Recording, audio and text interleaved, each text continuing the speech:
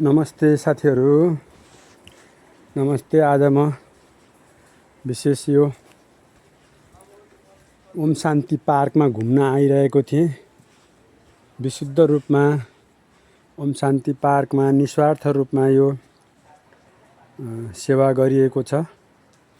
निस्वार्थ रूपमा कुनै स्वार्थ नराखिकन सबैजना मिलेर यो अत्यन्तै राम्रो सुन्दर भएको छ। साथीहरू, हजुरहरू पनि यस्तो निस्वार्थ भावले जहाँ सेवा गर्नुहुन्छ, जहाँ काम गर्नुहुन्छ, त्यहाँ अवश्य पनि पुण्य फल प्राप्त हुन्छ। यो टाइल लगाइयो साथीहरू, यसमा सूक्ष्म रूपमा एकदमै पुण्य हुन्छ यहाँ सेवा गर्दाखेरि। यो एउटा लाइब्रेरी भवन हो। यो भवन असाध्यै राम्रो चिटिक्क परेको, थोरै पैसामा, थोरै लगानीमा, थोरै बजेटमा बनेको छ साथीहरू। यो क्यारी बनिएको छ। यो शुद्ध परमात्मा भगवानले रच्नु भएको यो एउटा सुन्दर बगैँचा हो। यो बगैँचा असाध्यै सुन्दर रमणीय छ। विभिन्न किसिमका रङ्गी बिरङ्गी फुलहरू पनि छन् यहाँ। र म पनि बिहानमा यसरी नै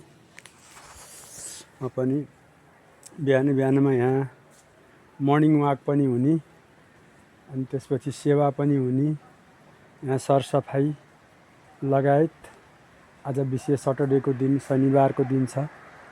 यो शनिबारको दिनलाई मैले बिहानको 2 घन्टाको समय सदुपयोग गर्नको लागि यहाँ आएको छु।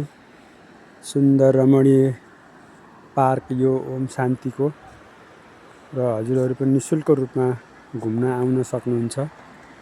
यो सुन्दर एउटा मादी र सेतीको सङ्गम स्थल यो दमौलीमा हजुरहरू पनि अवलोकन गर्नको लागि आउन सक्नुहुन्छ। अति नै सुन्दर छ। र बिहानमा यसरी नै म खाली खुट्टा पनि हिँड्ने गर्छु। यो खाली खुट्टा हिँड्ने गर्दाखेरि हामीलाई स्वास्थ्यको लागि अति नै फाइदा हुन्छ। यो फाइदा के हो भन्दाखेरि आँखाको रोशनी गुम्नु पनि यो खाली खुट्टा नहिँड्नु रहेछ। यो माटोसँग, यो पृथ्वीसँग यसरी खाली खुट्टा टच गर्नु पनि एउटा स्वास्थ्यको लागि एकदमै ठुलो योगदान रहेछ साथीहरू।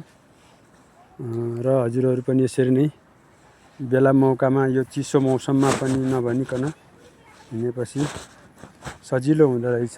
राम्रो आनन्द, एकदमै आनन्दको, खुसीको महसुस हुँदो रहेछ यो सुन्दर पार्कमा। हजुरहरू पनि आएर भिजिट गर्नुहोला साथीहरू। आजलाई यति नै। आउँदा दिनहरूमा अरू भिडियोहरू अवश्य अपलोड गर्नेछु साथीहरू।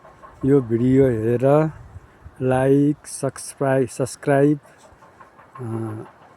कमेन्ट गर्नुहोला। आजलाई यति नै। शुभ प्रभात। Happy Saturday.